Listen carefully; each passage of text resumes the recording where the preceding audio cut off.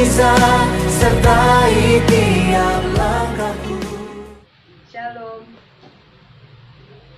Selamat beribadah kembali bersama kami di sini. Mari siapkan hati pikiran kita untuk sama-sama kita ambil waktu dalam ibadah pada hari ini. Sebelumnya kita berdoa. Bapa di surga, kami ucap syukur untuk kebaikan-Mu dalam hidup kami. Kami serahkan Tuhan ibadah pada hari ini dalam tangan-Mu. Engkau yang mengambil alih, Engkau yang beracara. Kami hormati Engkau Roh Kudus yang sudah ada di tempat ini, yang ada di dalam kehidupan kami dan dalam hati kami. Beracaralah Tuhan, kami siap untuk memuji memuliakan nama Tuhan. Di dalam nama Tuhan Yesus Kristus kami berdoa. Haleluya. Amin.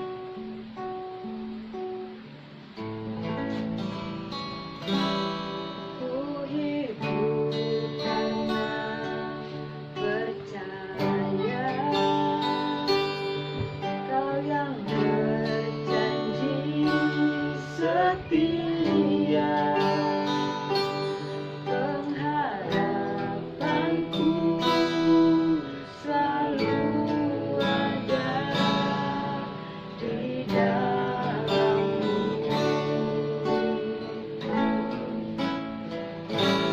Ku tidak akan menyerah meski dalam kesesakan. Suruh hidupku dalam genggaman-Mu.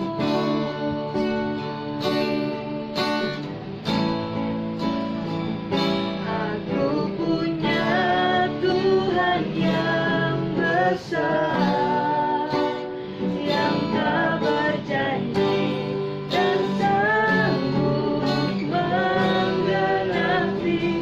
Imanku bersepakat percaya kuasa-Nya. Ku terima sekarang kemenangan dari-Mu.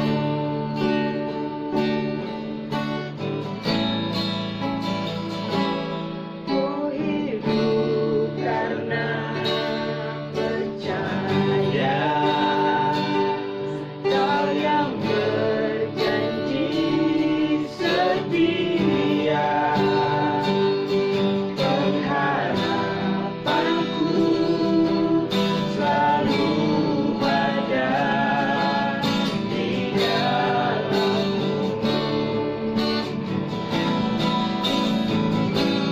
Ku tidak akan menyerah meski dalam kesesakan.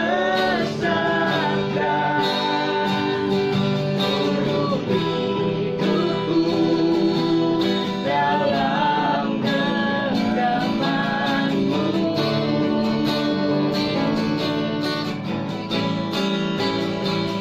Aku punya Tuhan yang besar, yang tak berjanji dan sanggup menggenapi. Imanku bersepakat percaya kuasa-Nya. Ku terima sekarang kemenangan dari-Mu. Aku punya Tuhan yang besar, yang tak berjanji dan sanggup menggenapi. Imanku bersepakat percaya kuasa-Nya. Ku terima sekarang kemenangan dari-Mu. Aku punya Tuhan yang besar, yang tak berjanji dan sanggup menggenapi. Imanku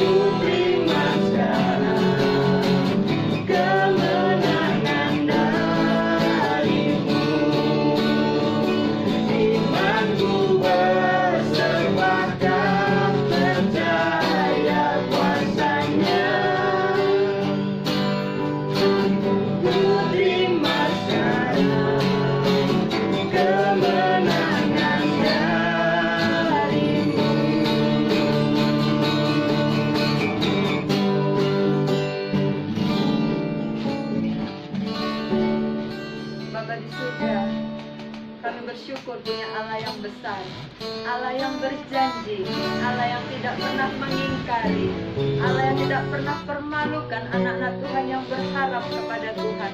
Pertolongan-Mu tepat pada waktunya, janji-Mu ya dan amin dalam setiap kehidupan kami. Saat ini kami mau mendengar sabda firman Tuhan. Berbicaralah Tuhan, biarlah firman-Mu yang keluar menjadi rema, menjadi pernyataan Tuhan bagi setiap kami. Terima kasih Tuhan. Urapi, berkati hamba-Mu yang akan menyampaikan sabda firman-Mu. Biarlah pengurapan Tuhan turun atas hidupnya selalu. Engkau pakai kehidupannya Tuhan. Terima kasih Tuhan. Di dalam nama Tuhan Yesus kami berdoa mengucap syukur. Haleluya. Amin. Shalom, Bapak Ibu dan saudara-saudara sekalian yang dikasihi oleh Tuhan. Selamat berjumpa kembali dalam ibadah kita pada hari ini. Firman Tuhan yang akan saya sampaikan terambil dalam kitab Keluaran pasal yang ketiga ayat yang pertama. Keluaran pasal yang ketiga ayat yang pertama. Demikianlah bunyinya. Adapun Musa, ia biasa menggembalakan kambing domba Jitro mertuanya, imam di Midian. Sekali ketika ia menggiring kambing domba itu ke seberang padang gurun, sampailah ia ke gunung Allah, yaitu gunung Horeb. Puji Tuhan.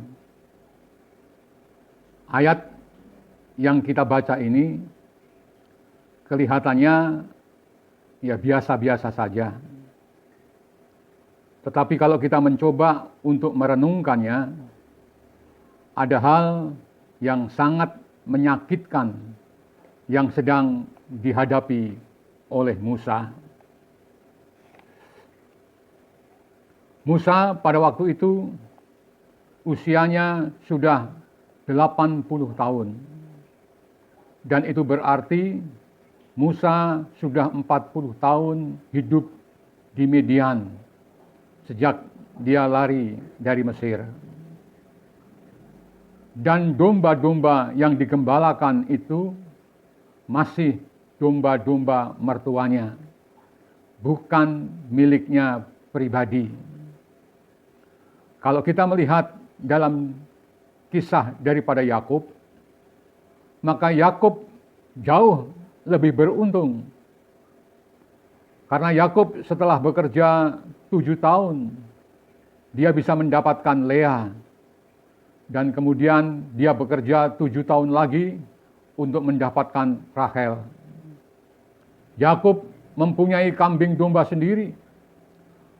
Bukan hanya menggembalakan domba-domba milik mertuanya. Akan tetapi Musa sudah mengembalakan domba mertuanya selama 40 tahun.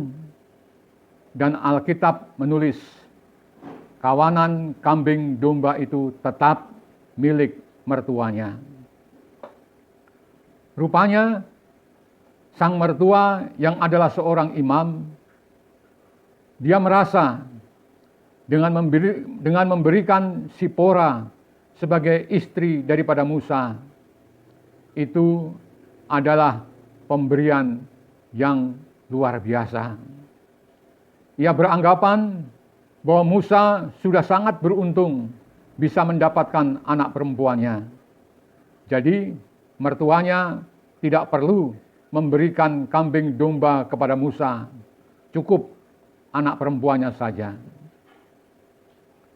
Nah, rupa-rupanya prinsip ekonomi modern mungkin berasal dari mertua Musa ini, yaitu dengan pengorbanan sedikit bisa mendapatkan hasil yang sebesar-besarnya. Dan ini juga menjadi pelajaran buat para kaum muda, pemuda dan pemudi di dalam mencari pasangan. Jangan pernah berharap dapat anak orang kaya. Lalu kita beranggapan kalau dapat mertua kaya raya, pasti hidup berkelimpahan. Saudara-saudara, kalau kita salah langkah, kita salah memilih, maka itu bisa berabe, bisa membuat rumah tangga seperti di dalam neraka. Nah, kembali kepada Musa. Tidak adanya perhatian dan tidak adanya penghargaan dari sang mertua kepada Musa tidak membuat Musa lalu hilang semangat untuk bekerja dan mengerjakan tanggung jawabnya. Dia tetap menggembalakan kambing domba mertuanya. Bahkan dikatakan ketika rumput sudah habis di daerah sekitar Median, Musa rela membawa kambing domba mertuanya menyeberangi padang gurun untuk mendapatkan rumput yang lebih segar lagi. Tanggung jawab tidak berkurang karena keadaan buruk yang dialami oleh Musa. Zaman sekarang, Bapak Ibu dan saudara-saudara sekalian, kita bisa melihat berapa banyak ibu rumah tangga yang lalu malas mengurus rumah tangga karena sudah bertahun-tahun hidup dalam ekonomi yang pas-pasan. Berapa banyak istri sudah tidak lagi bersemangat mengurusi anak-anaknya karena rumah, perhiasan, mobil yang diidam-idamkannya belum juga dibelikan oleh sang suami. Dan kita juga banyak melihat berapa banyak hamba-hamba Tuhan yang sudah melayani bertahun-tahun, bahkan berpuluh-puluh tahun, tapi belum sesukses hamba Tuhan besar yang lainnya. Rasanya malas mencari rumput yang segar. Rasanya malas untuk mencari pewahyuan yang baru untuk diberikan kepada domba-dombanya. Lalu kehilangan motivasi pelayanan dan kemudian malas untuk mengurus domba-domba. Akhirnya dia menganggap bahwa Tuhan tidak adil kepadanya karena sesama hamba Tuhan kok nasibnya beda jauh dengan pendeta gereja di seberang jalan. Semangat kalau ada duit, putus asa ketika pada masa-masa sulit. Tetapi coba kita merenungkan sejenak keadaan Musa. Sebenarnya ada banyak alasan untuk Musa itu putus asa. Ada banyak alasan Musa untuk marah dan kepahitan. Dan itu akan sangat berpengaruh terhadap kambing domba gembalaannya. Karena ketika tidak ada lagi rumput segar di Median, maka Musa sebenarnya punya alasan yang kuat untuk membiarkan saja kambing domba pemeliharaannya. Ya. Toh, pada waktu itu keadaan memang sedang demikian. Keadaannya tidak memungkinkan. Rumput-rumput semua kering. Lalu Musa punya alasan. Kalau saya biarkan saja, maka domba pemeliharaannya itu akan mati kelaparan. Sehingga beban pekerjaannya menjadi ringan. Tidak perlu lagi untuk mengurusi kambing domba. Toh, kambing domba itu bukan miliknya. Tetapi di sini kita melihat bahwa Musa tidak melakukannya itu. Dia sangat mengasihi domba-dombanya.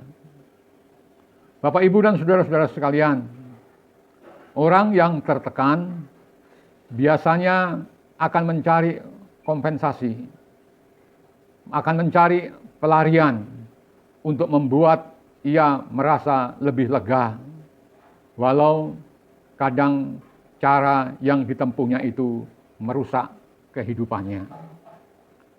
Ada yang merusak diri dengan dunia malam, yang lain merusak diri dengan judi, atau lari menghabiskan waktu di dunia permainan di internet. Banyak orang bisa bekerja sangat baik di lingkungan yang baik, tetapi sedikit sekali yang bisa tetap melakukan yang terbaik di lingkungan yang tidak baik.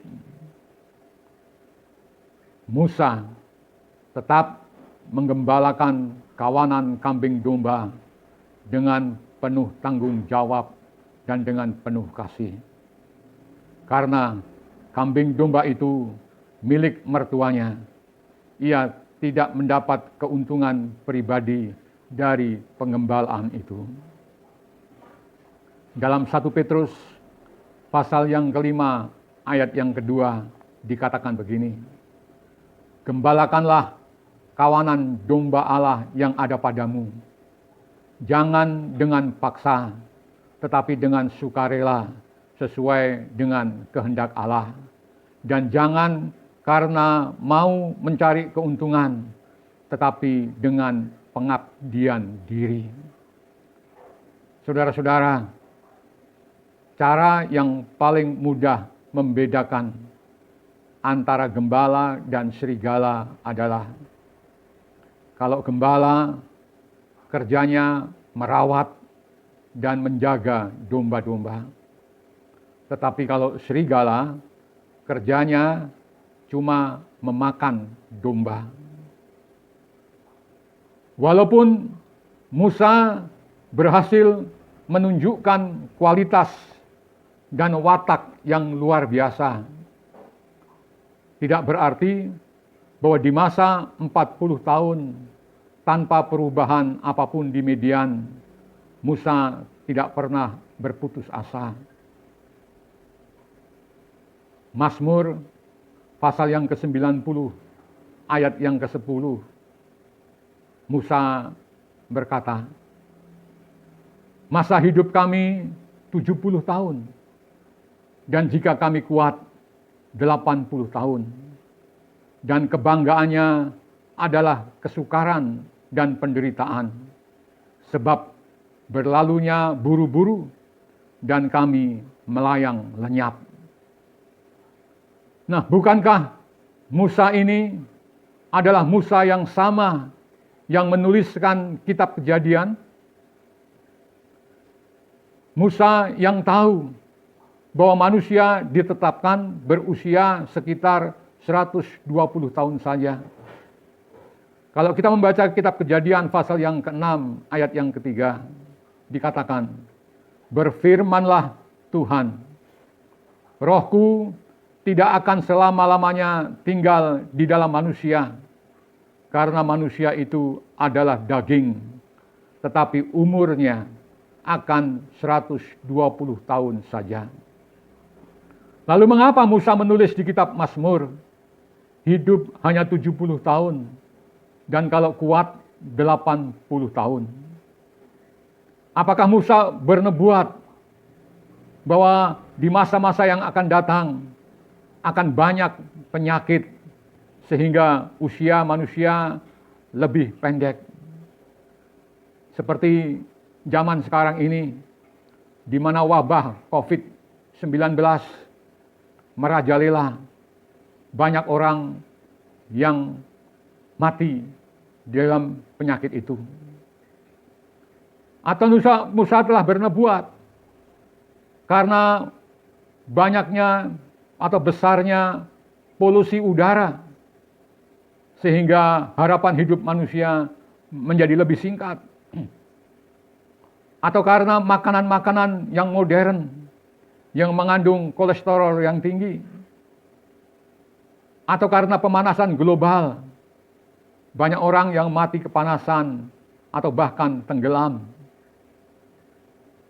Tetapi pastilah apa yang Musa tulis di kitab Mazmur itu berdasarkan pengalaman pribadinya. setelah 30 tahun Musa di padang gurun Median, kita dapat melihat bahwa Musa hampir menyerah dan kehilangan harapan. Rasa-rasanya Musa sudah tidak mampu melewati 30 tahun di Median.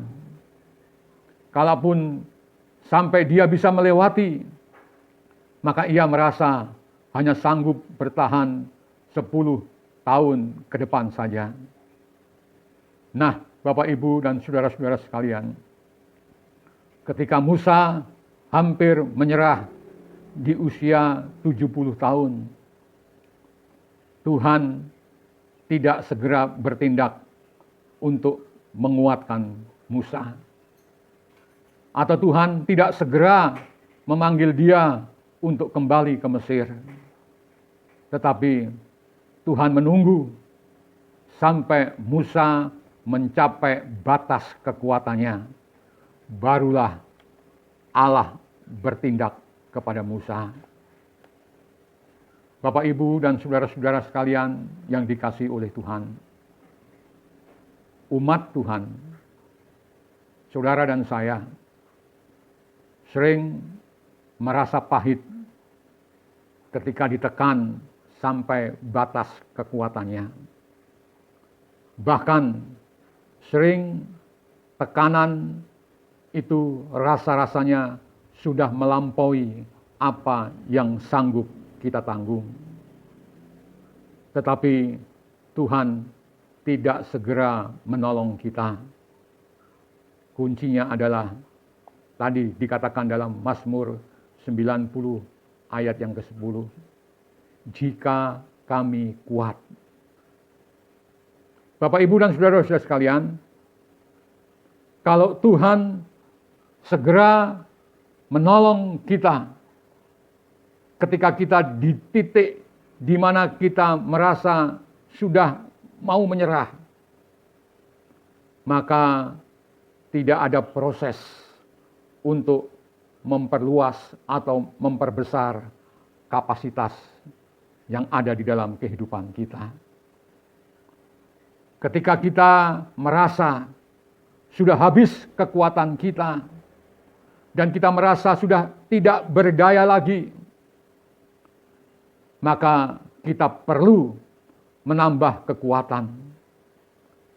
Menambah kekuatan untuk terus percaya dan berharap kepada Tuhan. Untuk menambah kekuatan agar kita terus berserah kepadanya. Menambah kekuatan untuk terus menunggu sampai waktunya Tuhan bertindak kepada kita.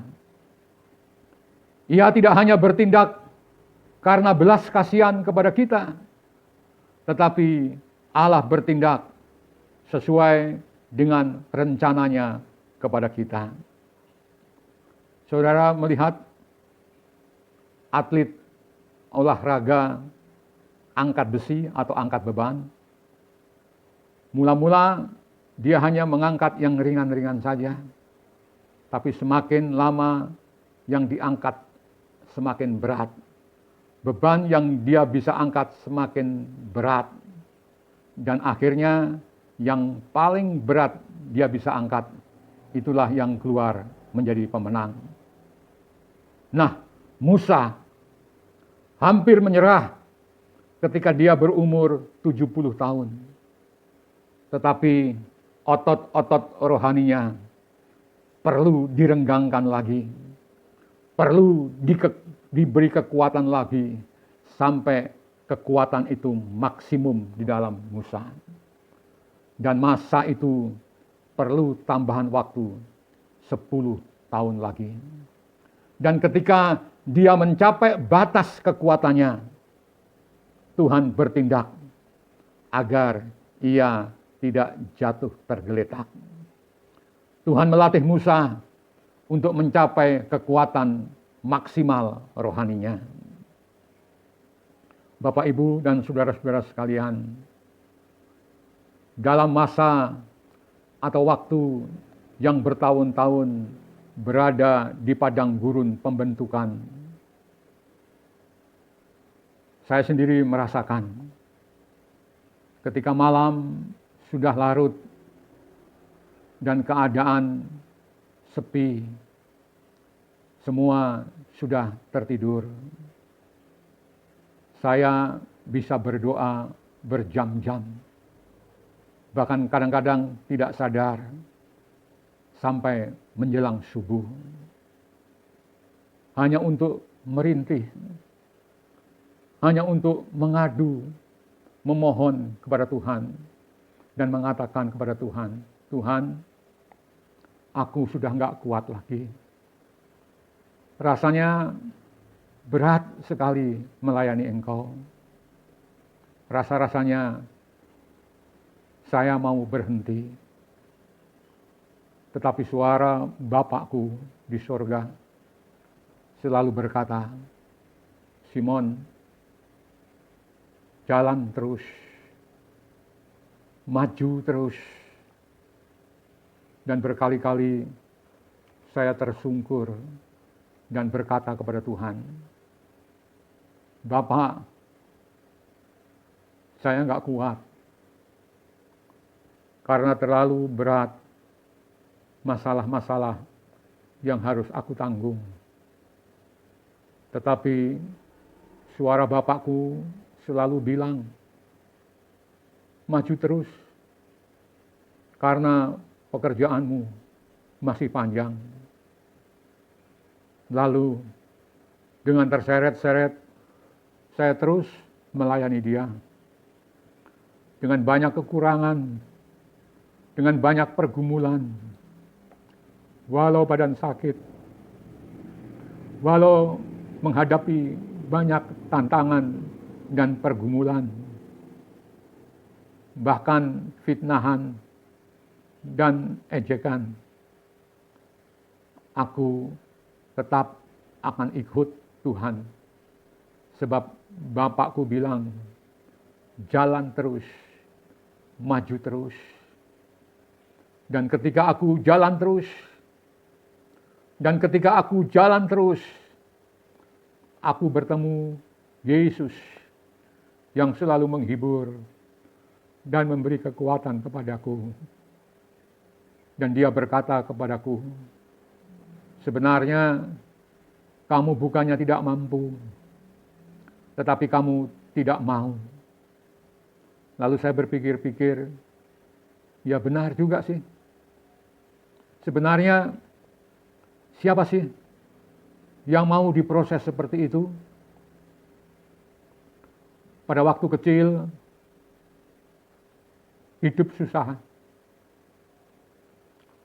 Waktu remaja juga susah.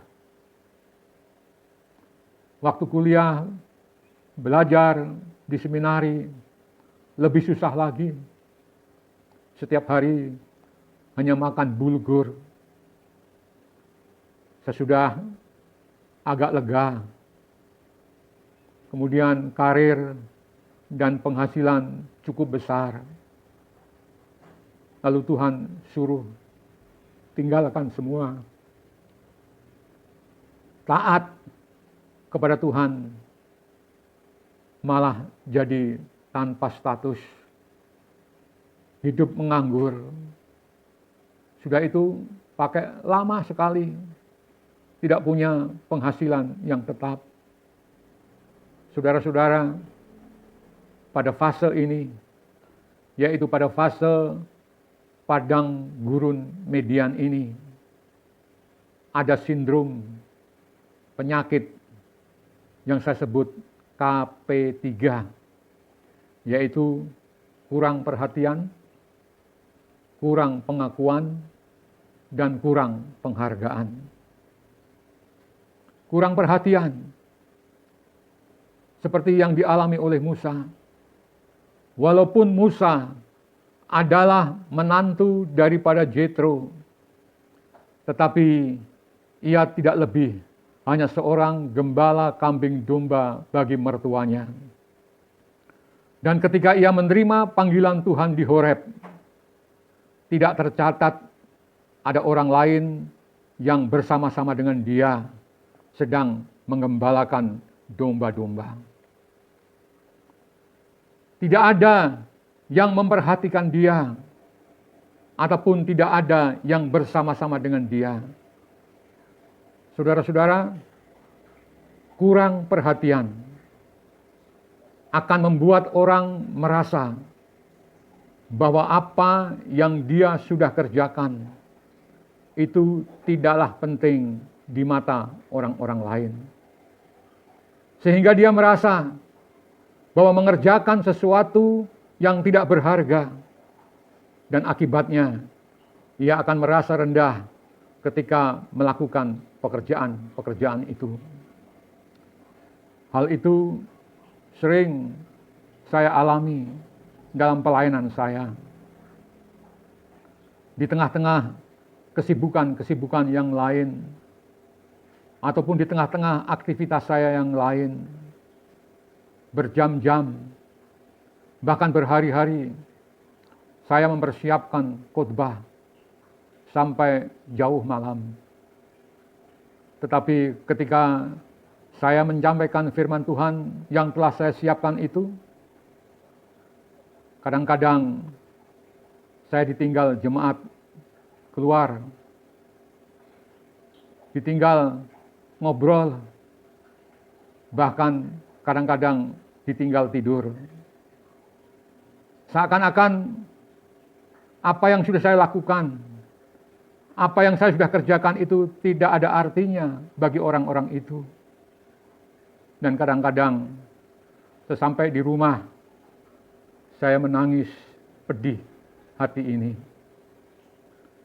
Dan saya perhatikan banyak orang-orang percaya ingin Tuhan memperhatikan keinginan hatinya, maupun ingin Tuhan memperhatikan kepedihan hatinya saja. Tetapi jarang yang mau memperhatikan dan melakukan keinginan hati Tuhan. Lalu yang kedua, kurang pengakuan. Musa mempersembahkan kambing domba dengan penuh tanggung jawab. Bahkan dia rela menyeberangi padang gurun Median agar kambing domba itu menemukan rumput-rumput yang hijau, rumput-rumput yang lebih segar. Tetapi statusnya tidak menjadi naik pangkat, menjadi pemimpin para gembala.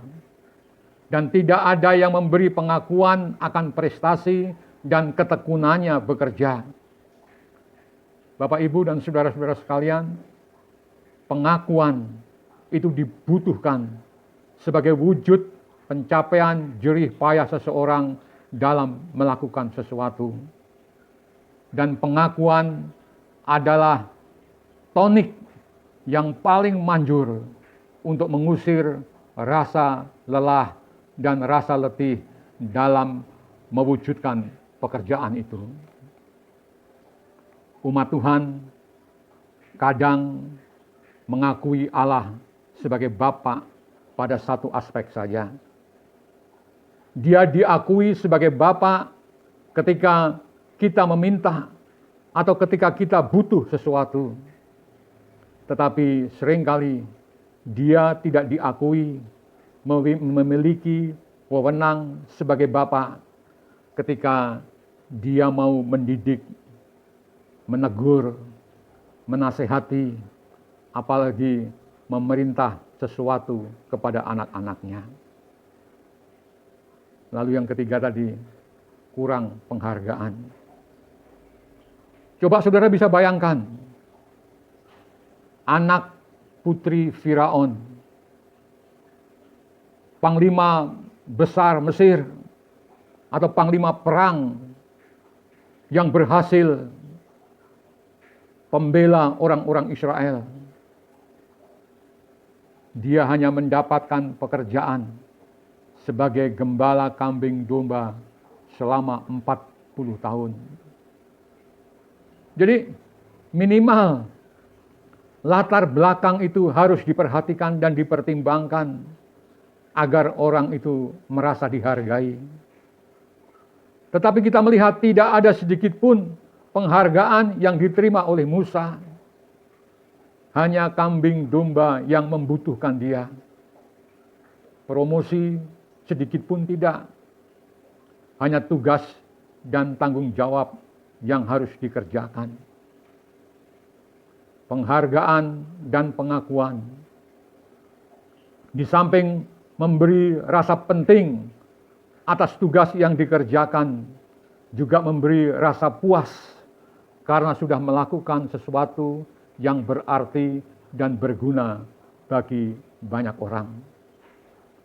Tetapi Musa tidak mendapatkan ketiganya itu. Secara alami, ketiga hal yang hilang ini bisa membuat ia kehilangan semangat kerja. Bahkan Musa bisa kehilangan semangat untuk hidup.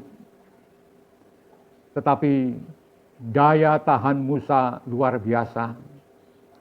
Dia tetap bekerja dengan penuh tanggung jawab. Meskipun dia kurang mendapatkan perhatian, pengakuan, dan penghargaan.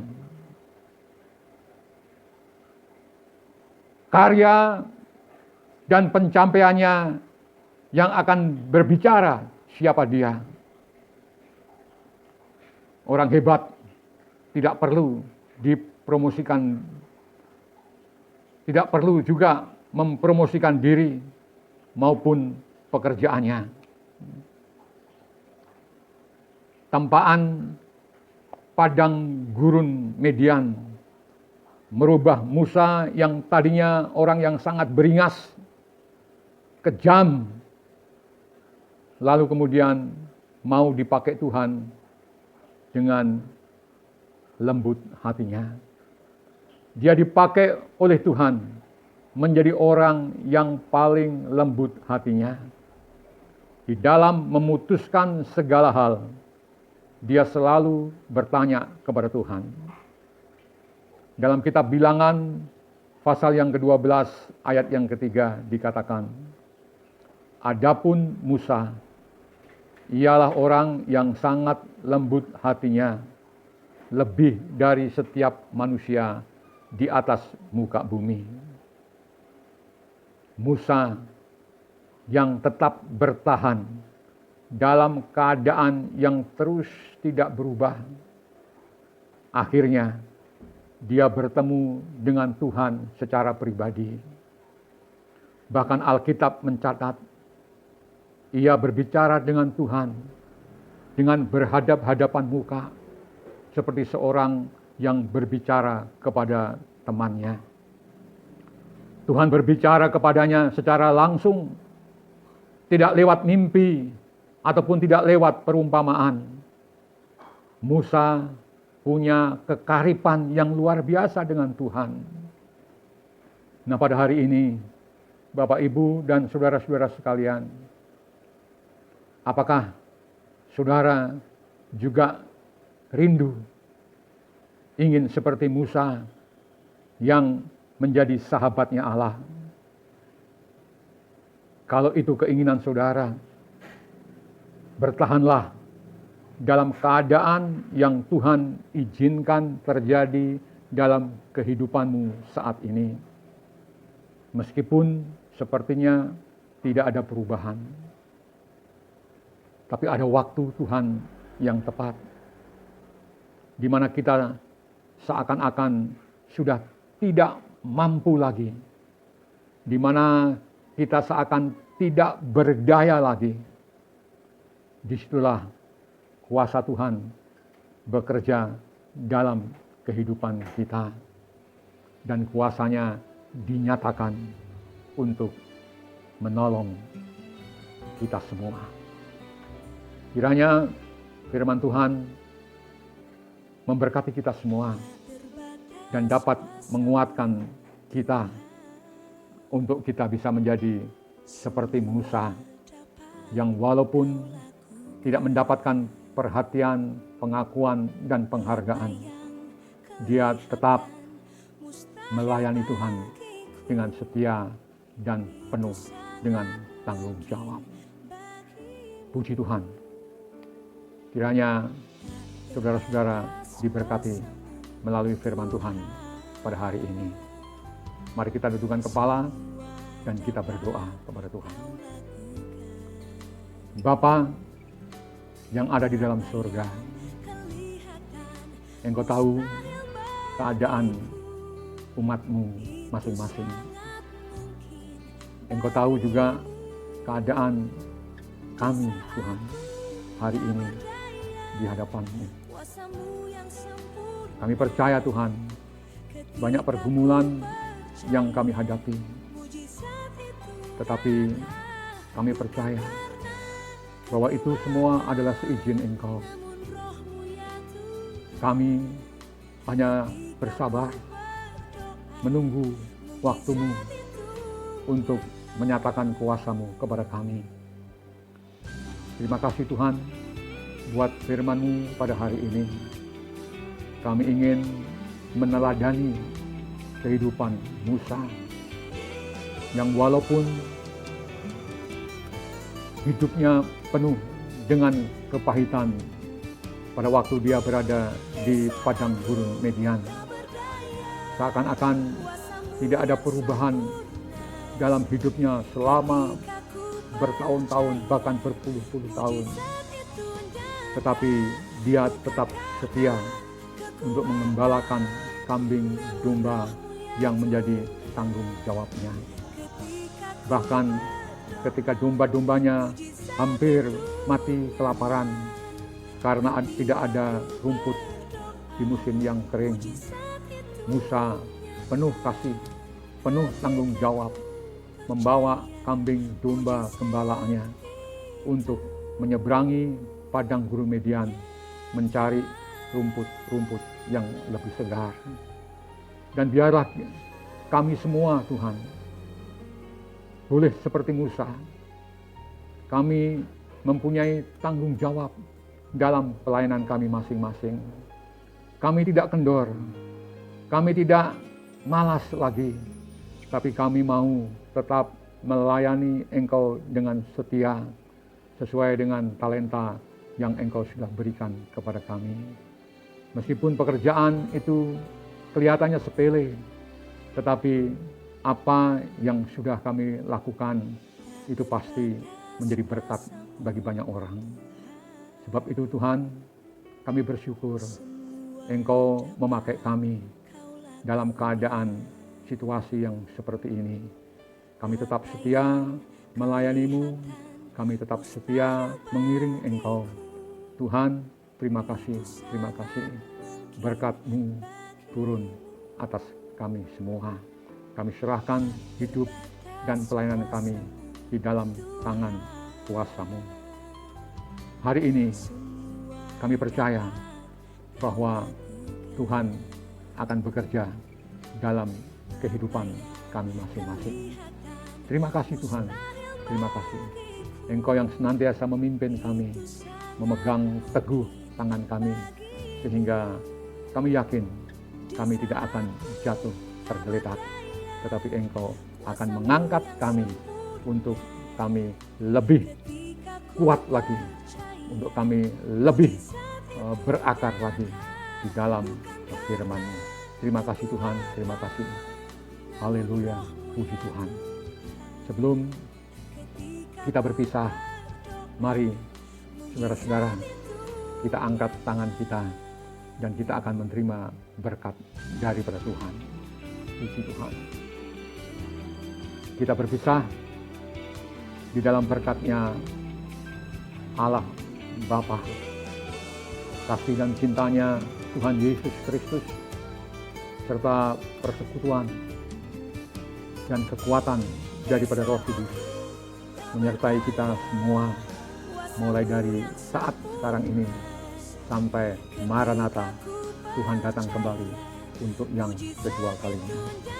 Kita berpisah di dalam berkat-Nya Tuhan Yesus Kristus. Mari Bapak, Ibu, dan saudara-saudara semua yang sudah menerima berkat, kita katakan sama-sama dengan iman. Amin. Puji Tuhan.